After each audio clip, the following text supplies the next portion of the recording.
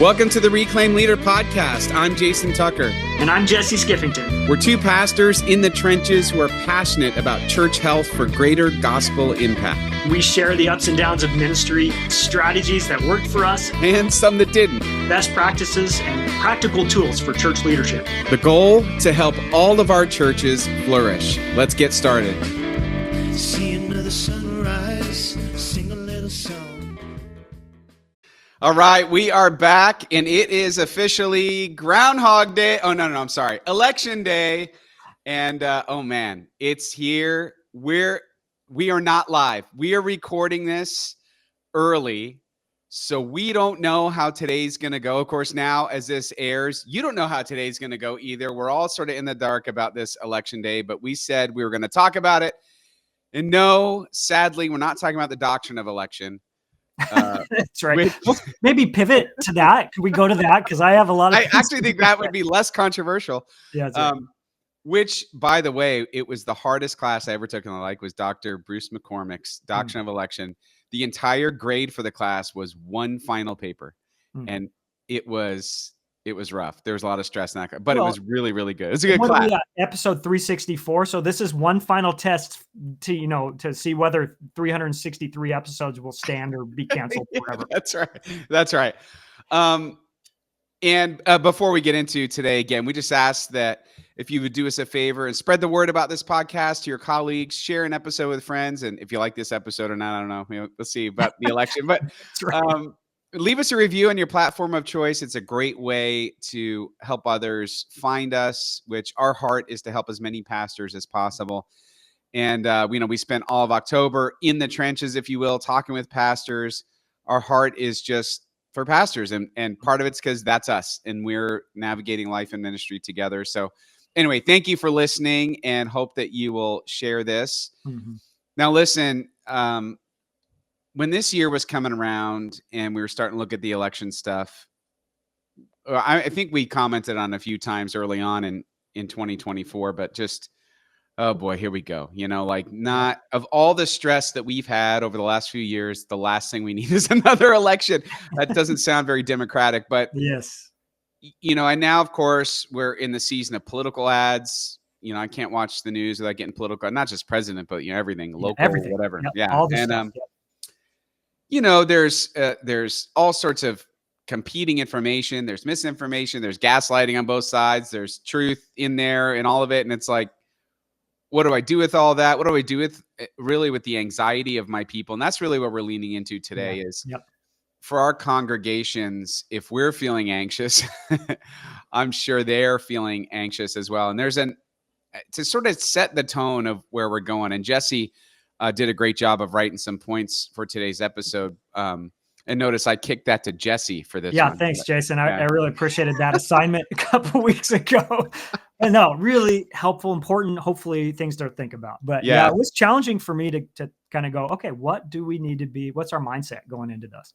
Yeah. And so this is going to be on the shorter side, but we just want to give you a little bit of encouragement to give you some tips or some things we're thinking about as we address our congregations. And I'm going to lead with this story. It came from Ed Stetzer's book called Christians in the Age of Outrage, which was in a lot of ways a really prophetic book. It certainly was speaking to its time, but it was written prior to the pandemic. And it feels like since the pandemic, the whole age of outrage has just multiplied exponentially, where everybody's mad all the time. And it doesn't take very much to trigger outrage.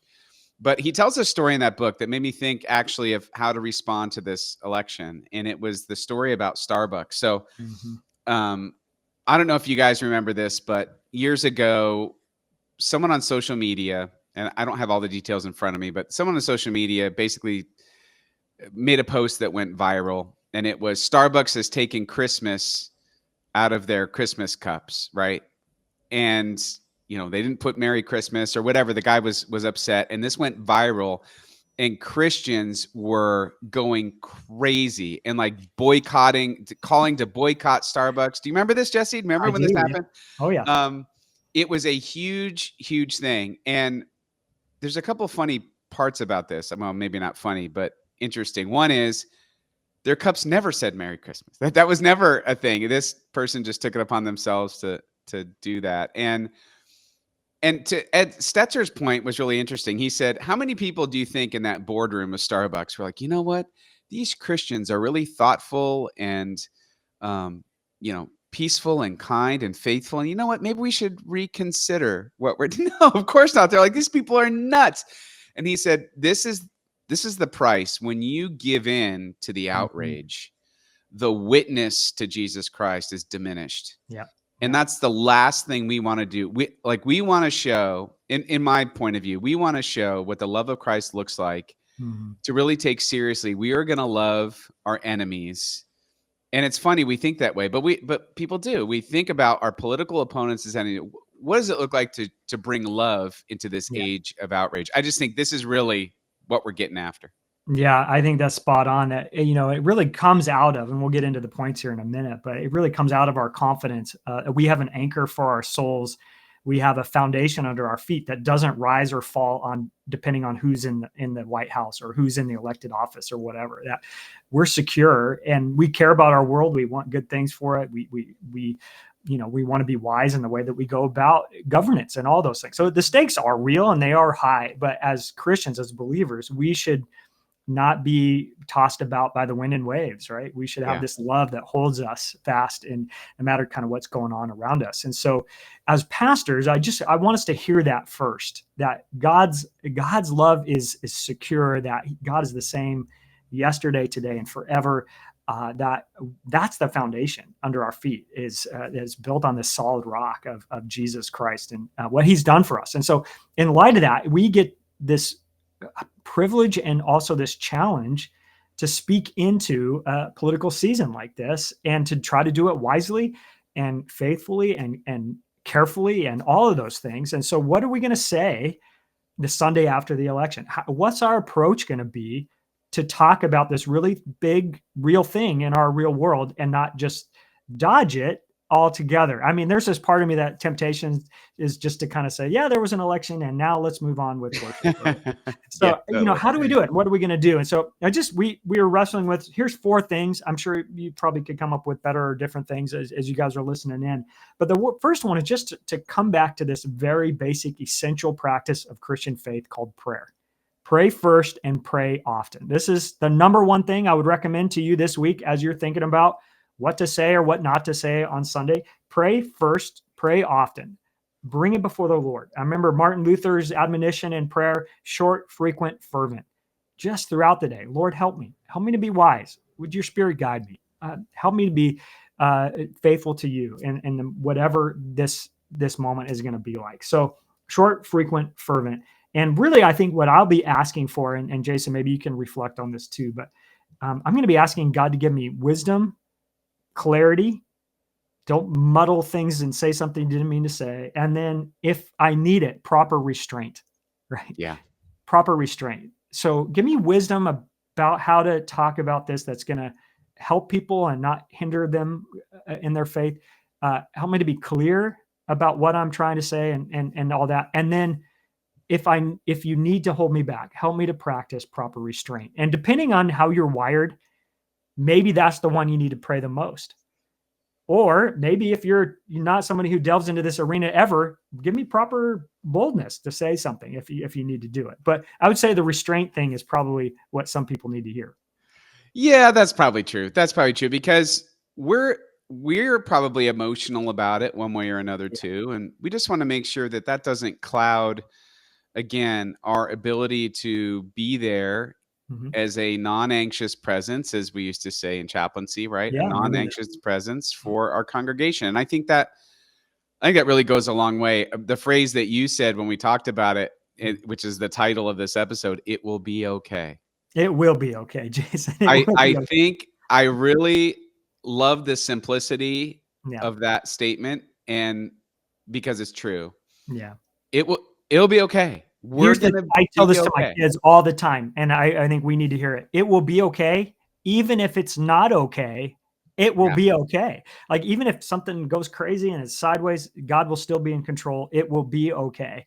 And I think we can model something of that calm presence. And I think it really starts with spending some time with the Lord this week, finding a quiet place, maybe even being a little bit more intentional than you would normally be.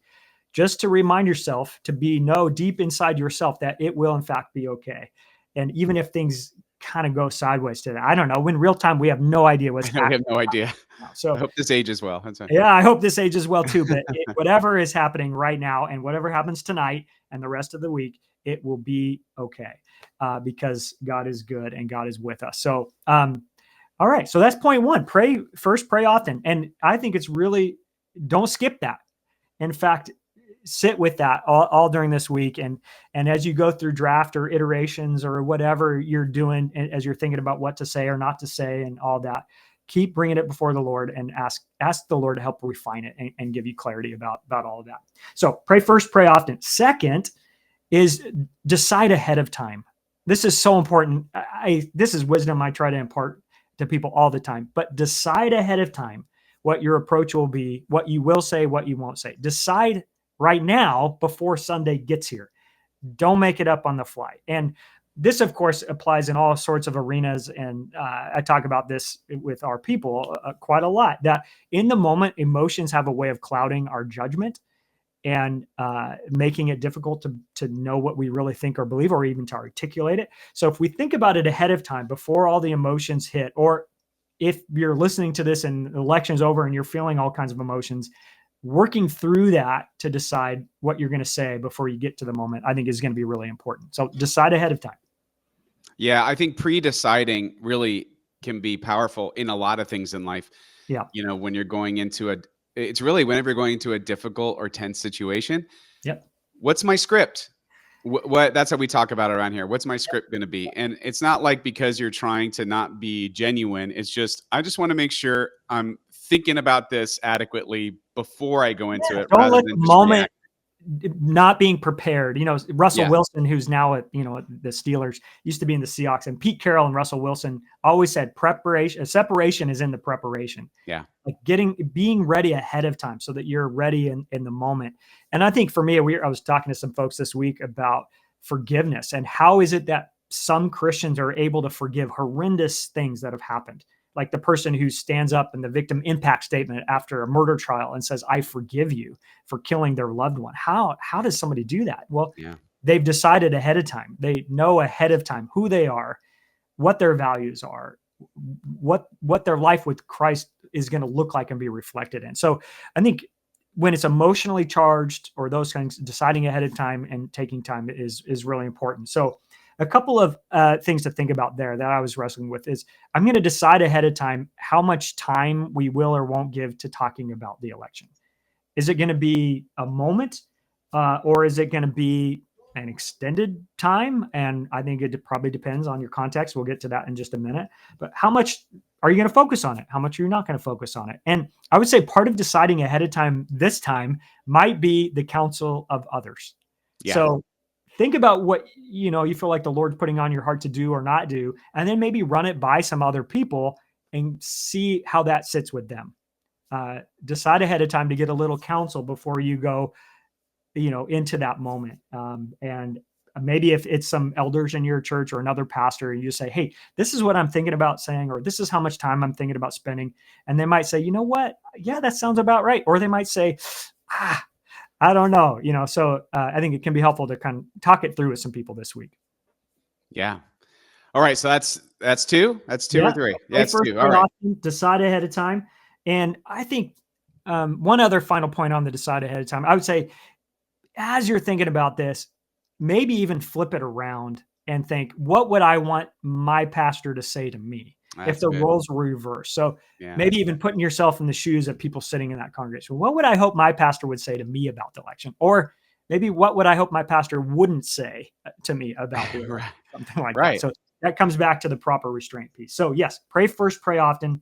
Second, decide ahead of time, really, get clear in your own head and heart, and maybe bring in some others to think about that and reflect on how your own emotions are doing and all of that related to the election. And then the third thing, I think this is work that you guys are all doing all the time anyway. I know you and I are, Jason, but know your context and your history. Consider the particular history and context of your church, because it's probably different for each of our churches. If you're more of a purple church or a red church or a blue church, it might shape the way that your people are feeling or what needs to be said or how to address things. who are your people? How have elections been talked about, or maybe more importantly, not talked about in the past? Are you going to break with precedent in this moment to do something different? Or are you going to stick with kind of what the norm has been in your life together? Is this one of those times to stand up and do something different, or to keep continuity with kind of what you've done before? And one of the things we've done, and I think probably we're still a couple weeks away, but probably we'll do the Sunday after the election, is we'll have a time for prayer in the kind of our pastoral prayer in the middle of the service. And I'll just say something like, we're going to have a time for quiet prayer and the quiet of our own hearts.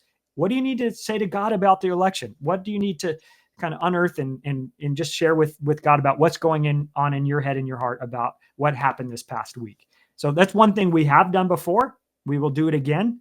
The other elements that we may or may not include, I'm kind of still working on and wrestling with how much or how little. But what's your context? What's your history? And try to keep some degree of continuity with that. If all of a sudden your whole focus is on the election on Sunday and it's never been before, you at least got to count the cost and know that this is going to have some impact and make some waves.